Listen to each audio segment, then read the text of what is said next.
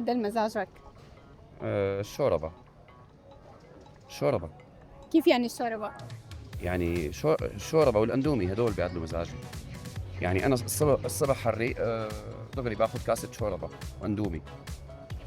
إيه هدول بيعدلوا مزاجي كتير، يعني غير المساء باخذ يعني المساء مثلا كوسة محشي ويبرق، هدول بيعدلوا مزاجي. الأكل يعني عرفتي، الكبة النية، الكبة المشوية، الكبة المحشية، هدول بيعدلوا مزاجي الأكل يعني.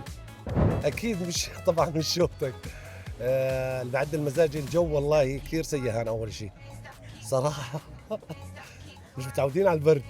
طيب كأنه أنت مو من سوريا، لا انا من الاردن. معناها أنت إجيت على سوريا لتروق مزاجك؟ اكيد.